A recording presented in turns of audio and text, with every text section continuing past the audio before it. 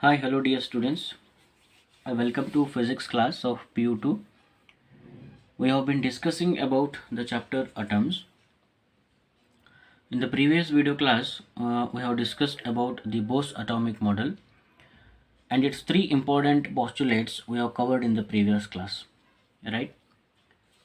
And according to the Bose postulate, an electron in an atom revolve around the nucleus only in a certain permitted orbits. Those orbits are called as what? The stationary orbit. An electron revolves around the nucleus only in a certain permitted orbits, allowed orbits. Those orbits are called as what? The stationary orbit. And the energy of an electron in the stationary orbit is constant. Means as long as the electron revolves around the nucleus, it does not radiate any energy. This is the first postulate. And the second postulate says what? An electron revolves around the nucleus in those stationary orbits in which the angular momentum of an electron is equal to the integral multiple of h upon 2 pi. That angular momentum mvr, where m is the mass of the electron, v is the velocity of the electron, and r is the radius of the stationary orbit. It is equal to what? N into h upon 2 pi, where n is the principal quantum number. It takes values 1, 2, 3 and so on, and h is Planck's constant. And the Bose second postulate, it is also called as what? The quantization of angular momentum, right? Quantization condition, it is also called as what? The quantization condition. And according to third postulate of Bose atomic model, atom radiates the energy only when it jumps from higher energy level to lower energy level, and the frequency of emitted radiation is given by what? Nu is equal to ei minus ef divided by eh. It is the frequency of emitted radiation when an electron transition takes place from higher energy level to lower energy level. This third condition or third postulate, it is also called as what? Bose frequency condition, right? So with all this, the important three postulates of Bose atomic model, now in this class I am going to derive here the expression for the radius of stationary orbit. This is the important derivation for 3 marks, right? The expression for what? The radius of stationary orbit. So as we have stated in Bose postulate, electron revolve around the nucleus in stationary orbit, right? These are what? The circular orbits according to Bohr. And now we are going to derive here the expression for this radius of stationary orbit, right?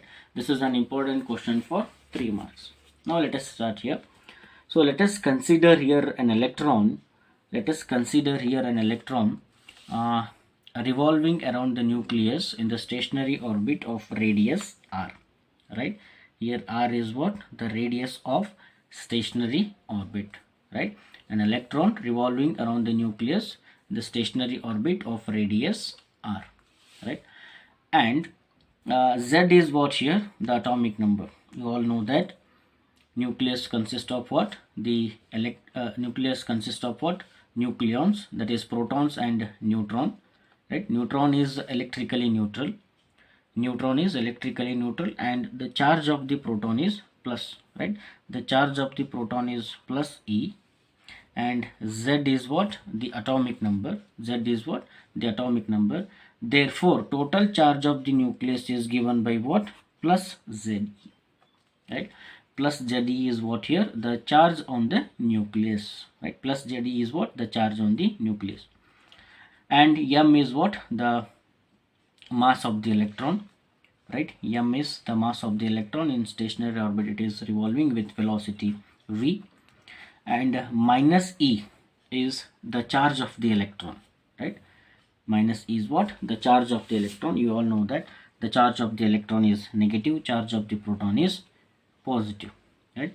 So with mass m, charge minus c, the electron is revolving around the nucleus with velocity v, right? These are the important terms involved in the what? The derivation of the radius of stationary orbit, right? So we have considered here what? An electron revolving around the nucleus in the stationary orbit of radius r with atomic number z, and charge of the nucleus is plus Ze. M is mass of the electron minus E, charge of the electron. V is the velocity of the electron. So now the electrostatic force of attraction between the electron and the nucleus, right? The centripetal force required for an electron to revolve around the nucleus is provided by what? The electrostatic force of attraction between the electron and the nucleus. So here, according to Coulomb's law, the electrostatic force of attraction or repulsion between the two charges is given by what? F is equal to 1 divided by 4 pi epsilon naught q1 into q2 divided by r square, right? 1 divided by 4 pi epsilon naught q1 into q2 divided by r square. It is written according to what? The Coulomb's law of electrostatics. According to it, the electrostatic force of attraction or repulsion between the two charges is directly proportional to what? The product of the charges, and inversely proportional to square of the distance between them. This 1 divided by 4 pi epsilon naught is constant, right? So here the electron is revolving around the nucleus. It is having the positive charge and electron is having the negative charge, right? The electrostatic force of attraction between the electron and the nucleus according to this Coulomb's law, according to the what? This Coulomb's law, F is equal to 1 divided by 4 pi epsilon naught q1 into q2 divided by r square. So here we have the two charges here. One is the charge of the nucleus plus Ze, right? This is equal to what? Plus Ze, and here it is what? Minus E, right? We are going to write here the magnitudes. Therefore what we can write? Electrostatic force I will write here what? With suffix E. Therefore Fe is equal to what? 1 divided by 4 pi epsilon naught. 1 divided by 4 pi epsilon naught. So q1 into q2. q1 is plus Ze and q2 is minus E. So taking into magnitude Ze into E, what we can write here? Ze square divided by r square, right? Call this as equation 1. So according to Coulomb's law, we have written here the electrostatic force of attraction between the electron and the nucleus. It is, right? Fe is equal to 1 divided by 4 pi epsilon naught q1 into q2. q1 is the charge of the nucleus, q2 is charge of the electron. So Ze into E is equal to what? Ze square divided by r square, right? Ze square divided by r square. Next, you all know that the centripetal force required for an electron to revolve around the nucleus, that centripetal force is provided by the electrostatic force of attraction between the electron and the nucleus. Therefore centripetal force is given by what? That Fc is equal to what? Centripetal expression for centripetal force is equal to what? Mv square divided by r, right? Here m is the mass of the electron, v is the velocity, mv square divided by r. So call this as equation 2. Right, we have got here the two equations. One is the electrostatic force and another one is centripetal force. So at a stable condition, what happens? Since the atom is stable, so at stable condition, what we can write here? This Fe is equal to Fc, that electrostatic force is equal to the centripetal force. So since the atom is stable,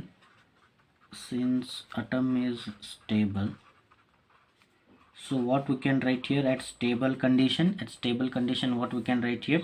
That Fe is equal to Fc, that is electrostatic force is equal to centripetal force. Therefore what we can write here?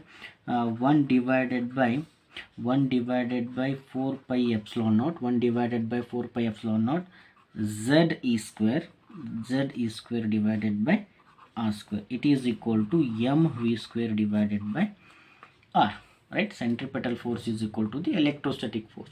So now we can write here again mv square. Here 1 r get cancelled here. Here this 1 r get cancelled, and I will take this r to the RHS, so it becomes what? mv square r is equal to m v square r is equal to z e square divided by 4 pi epsilon naught. Right, so 1 r get cancelled here, 1 r get cancelled, therefore I will take this r to the RHS. So I will written here what, m v square r, it is equal to, right, z e square divided by 4 pi epsilon naught. Now I will call this equation as 3. Right, now I will call this equation as 3. Again, from Bose quantization condition at, as we have discussed now, from Bose second postulate, what it says, the angular momentum of an electron is integral multiple of h upon 2 pi. Therefore, according to Bose postulate, what we can write here, according to Bose postulate or Bose quantization rule, according to Bose quantization rule, here you can write mvr is equal to what, that is the angular momentum of an electron is equal to n into h upon 2 pi. Right, mvr is equal to n into h upon 2 pi, where n is what, the principal quantum number, and it takes the values 1, 2, 3 and so on. Right, so now squaring on both sides, now I will square this equation on both sides. Squaring on both sides,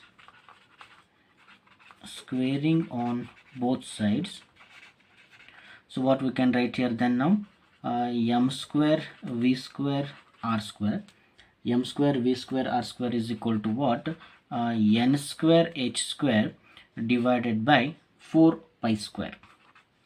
M square v square r square divided is equal to n square h square divided by 4 pi square. Right, squaring this equation, mvr is equal to n into h upon 2 pi, squaring on both sides, m square v square r square is equal to n square h square divided by 4 pi square. Now I will call this equation as 4.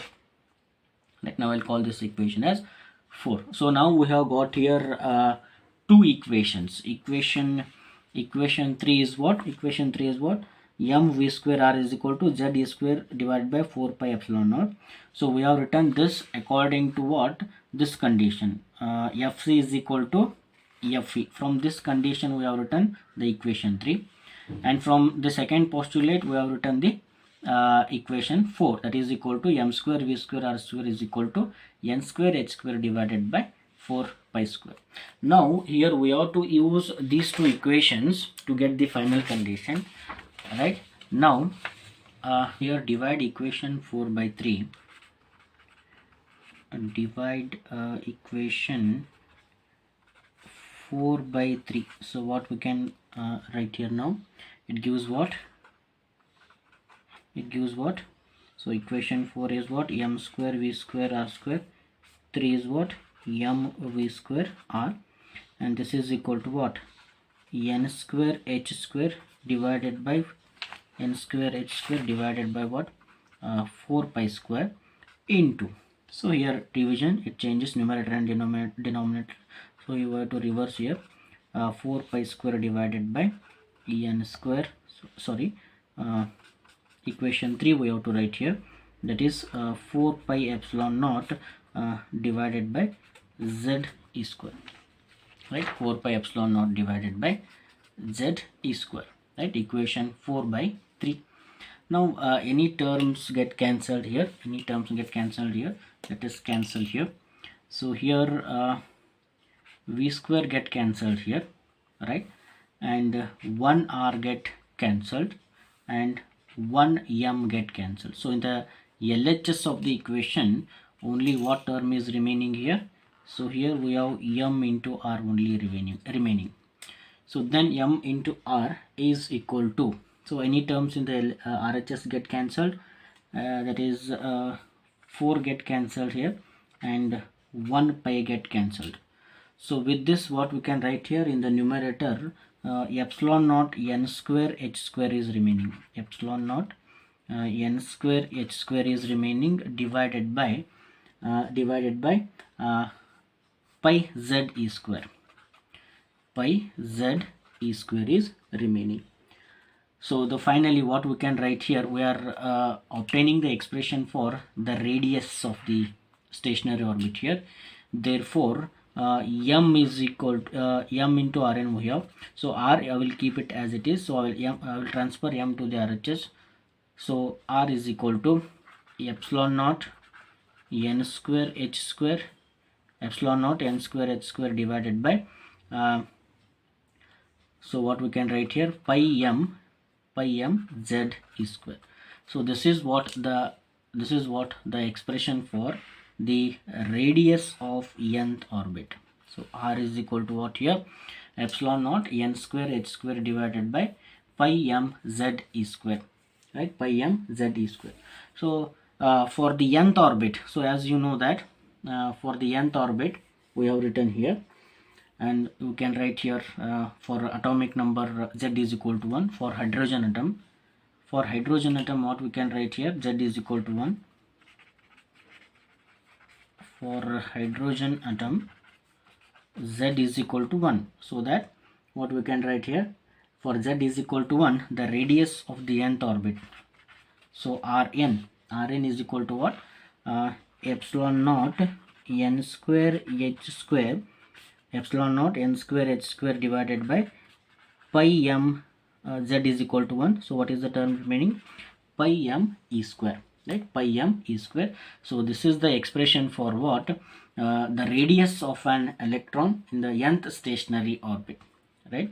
The radius of the stationary orbit, right?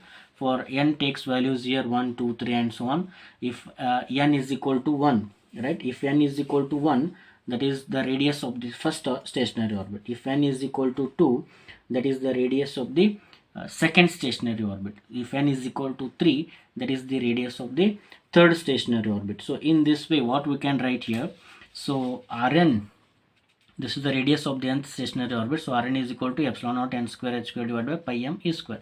So as r is directly proportional to what, Rn is directly proportional to n square, right? So radius of the stationary orbit is directly proportional to the what, the square of the principal quantum number, right? So that is what, the radii of the orbits are directly proportional to the square of the principal quantum number, and hence Rn is directly proportional to n square. So how the radius of the stationary orbit is directly proportional to the principal quantum number, square of the principal quantum number. Therefore R1 is directly proportional to 1 square for first orbit. For second orbit n is equal to 2, R2 is directly proportional to 2 square.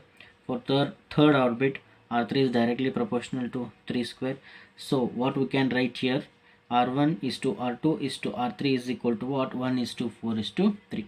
So therefore what we can write here, the radius of the orbit is directly proportional to n square, means the orbits are not equally spaced, right? The orbits are not equally spaced. And the radius of the first orbit of the hydrogen atom is called as Bohr radius. What is Bohr radius? The radius of the first orbit of the hydrogen atom for n is equal to 1, that is called as what, the Bohr radius. Here in this equation, epsilon naught is constant, n is 1 for first orbit of hydrogen atom, h is Planck's constant, pi is constant, m is mass of the electron, and E is charge of the electron. If you put all these values in this equation, now by substituting all the values epsilon naught, h, pi, m and E in the above expression, the radius of the first orbit of hydrogen atom, we will get it as what, R1 is equal to 0.53 angstrom, or 0.53 into 10 to the power minus 10 meter. So this 10 to the power minus 10 meter is called as what, angstrom. So 0.53 angstrom is what, the radius of the first orbit of hydrogen atom, and this is called as what, Bohr radius. So now after the expression for the radius of the nth stationary orbit, now I am going to derive here the expression for the total energy of the electron, right? The total energy of the electron. It is a very important question for 5 mark. So this question will be asked in the examination for 5 mark. Expression for the total energy of the electron. right? Now let us start here the derivation. So let us consider here an atom of atomic number Z, right? Z is what? The atomic number of an atom, and the charge on the nucleus is plus Ze, as we have discussed in the radius expression, right? Why it is plus Ze? Because the charge of the proton is plus, right? Charge of the proton is plus E, and Z is the number of Z is the atomic number, that is the number of protons present in the nucleus. Then total charge of the nucleus is equal to plus Ze, right? And minus E be the charge of the electron, right? And then let M be the mass of the electron here, right? M be the mass of the electron. Again minus E be the charge of the electron, and V be the velocity of the electron in the nth stationary orbit it is revolving, right? So electron is moving with velocity V, right? So now we are going to derive the expression for total energy. So total energy means what here? The sum of the potential energy as well as kinetic energy. So total energy is equal to Ke plus Pe, right? And hence here an electron is revolving around the nucleus in the stationary orbit of radius. This point also we have to consider here. So R is what? The radius of the stationary orbit, that is the distance between the in the nth stationary orbit an electron is revolving and the nucleus. So it is distance between the nucleus and the orbit, right? Now with all these points, Z atomic number plus Ze charge of the nucleus, M mass of the electron, minus E charge of the electron, V velocity of the electron, and R is the radius of the nth stationary orbit. For example, and for nth stationary orbit you can write here Rn. Rn represents what? Radius of the nth stationary orbit. So as you know that we have n is equal to 1, 2, 3. It is what? The principal quantum number. Those are the different energy levels in which the electrons are revolving around the nucleus. So the total energy of the electron in the nth stationary orbit is equal to what? The sum of the potential energy and kinetic energy, so that it possesses both kinetic energy as well as kinetic energy. Now we have to first find here separately what is the kinetic energy of the electron and also what is the potential energy of the electron, right? Now the first one, the kinetic energy of the electron is due to the motion, right? Because you all know that the kinetic energy is what? It is the energy possessed by a body due to its motion. So here electron is moving, revolving with velocity v, therefore the kinetic energy expression is half mv square, right? Now we have to find here the expression for mv square, then we have to substitute in the expression of kinetic energy, right? So since the atom is stable, as we have done in the previous derivation, same way we have to proceed here, right? So since the atom is stable, the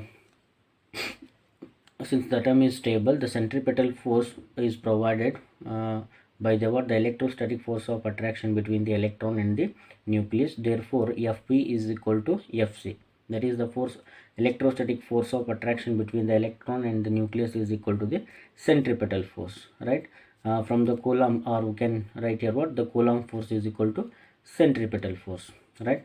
And the expression for the Coulomb force is what?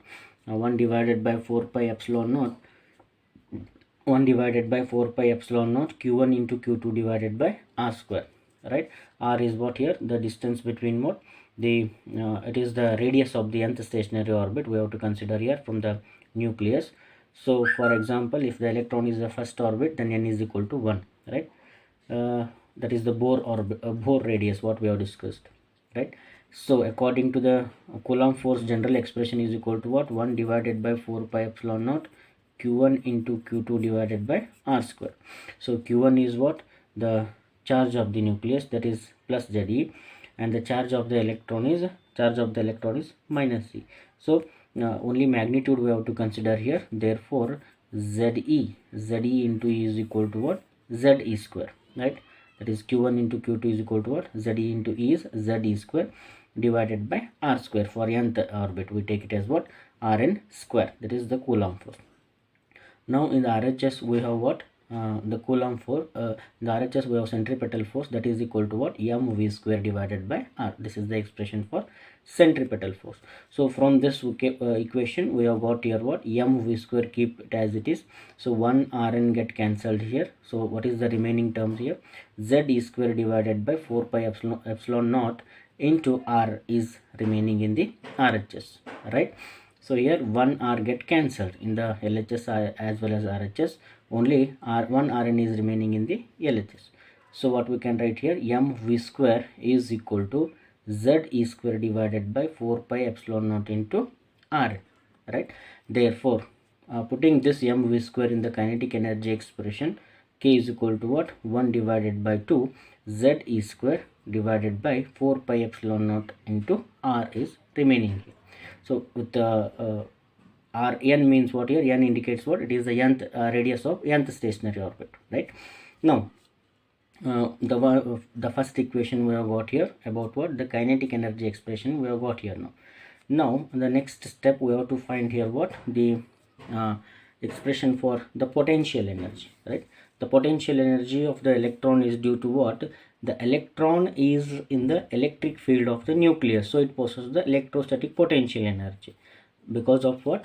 The electron, now you can see here, right here the nucleus is having the positive charge. It produces the electric field surrounding it.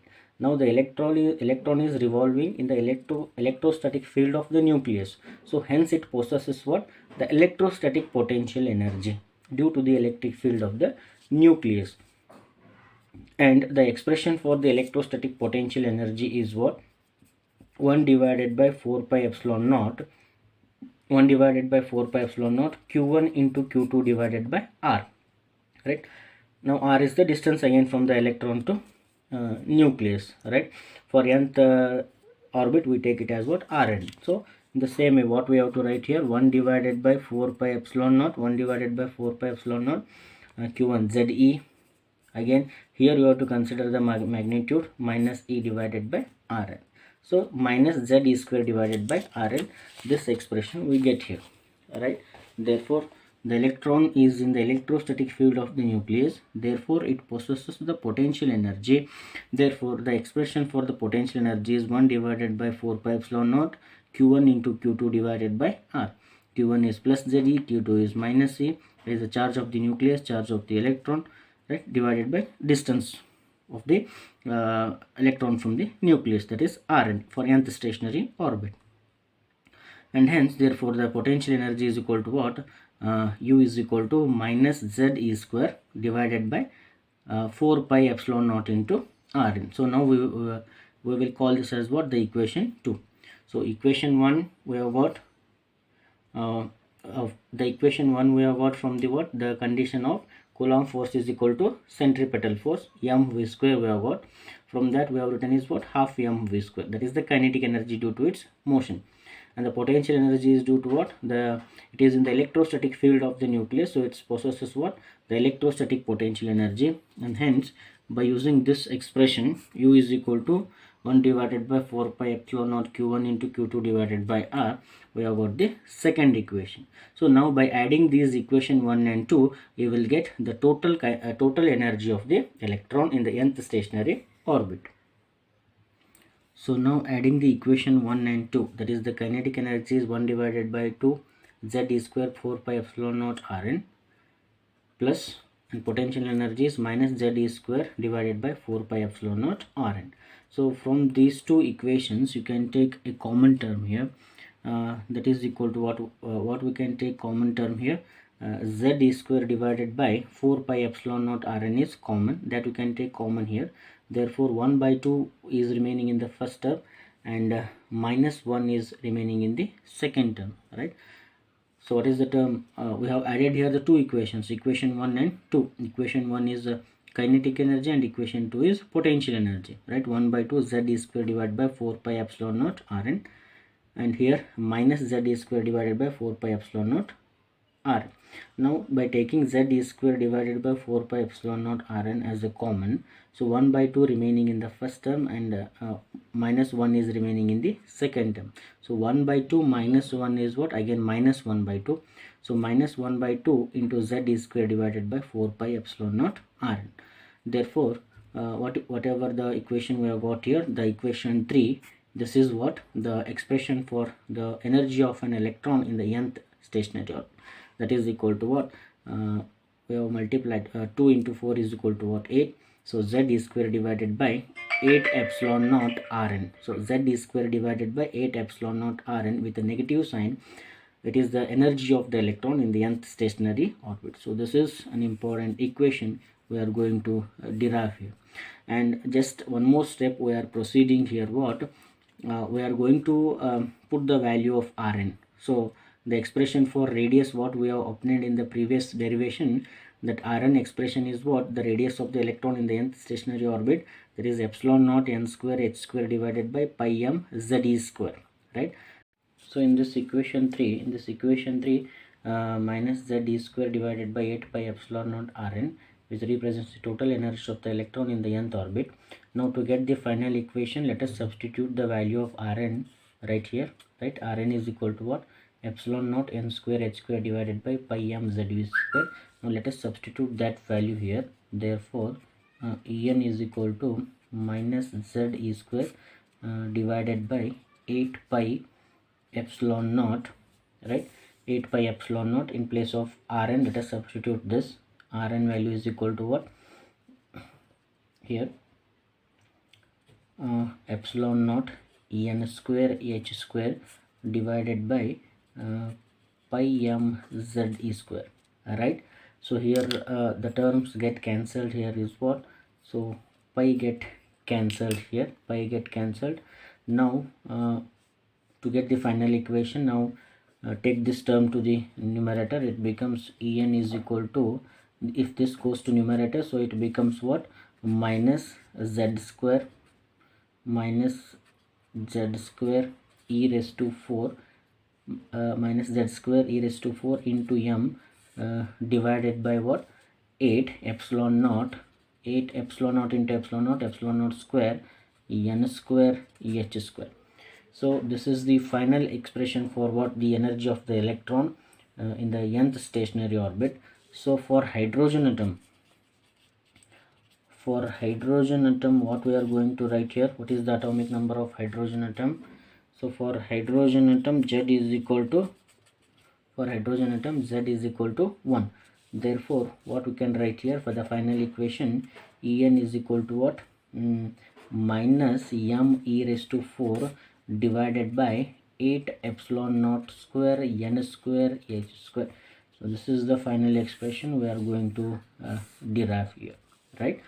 En is equal to minus m e raised to 4 8 epsilon naught square n square h square, where m is mass of the electron, e is charge of the electron, epsilon naught is a constant term, and n is the principal quantum number, h is Planck's constant, right?